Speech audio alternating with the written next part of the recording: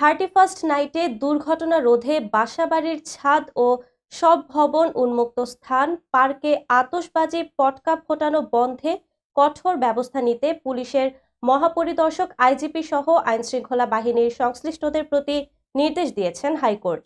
মঙ্গলবার হাইকোর্টের সংশ্লিষ্ট একটি বেঞ্চ এ আদেশ দেন। এদিকে রাজধানী ঢাকায় 31st নাইট উপলক্ষে রাজধানীর সার্বিক নিরাপত্তা নিশ্চিতে অতিরিক্ত ৩,০০০ পুলিশ মোতায়েন করা হয়েছে বলে জানিয়েছেন ডিএমপি কমিশনার শেখ মোহাম্মদ সাজ্জাদ আলী। তিনি বলেন, পুলিশের পাশাপাশি পরিবেশ অধিদপ্তরের ম্যাজিস্ট্রেট থাকবেন।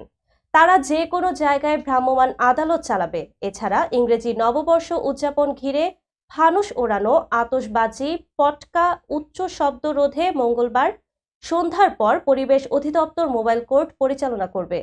মঙ্গলবার সকালে এই তথ্য জানান পরিবেশ, বন ও জলবায়ু পরিবর্তন মন্ত্রণালয় এবং পানি সম্পদ মন্ত্রণালয়ের উপদেষ্টা সৈয়দা রিজওয়ানা হাসান।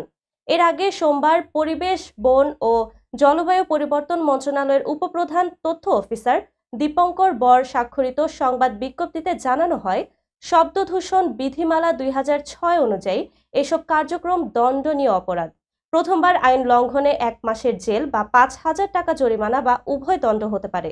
পুনরায় অপরাধ করলে ৬ মাসের জেল বা ১০,০০০ টাকা জরিমানা বা উভয় দণ্ড হতে পারে। বিজ্ঞপ্তিতে আরও জানানো হয়, ইংরেজি নববর্ষে আতশবাজি, পটকা ফোটানো ও ফানুস ওড়ানো থেকে বিরত থাকার অনুরোধ জানিয়েছে ঢাকার ক্লাবগুলোতে এবং সংশ্লিষ্ট বিভিন্ন সংস্থায় চিঠি পাঠানো হয়েছে।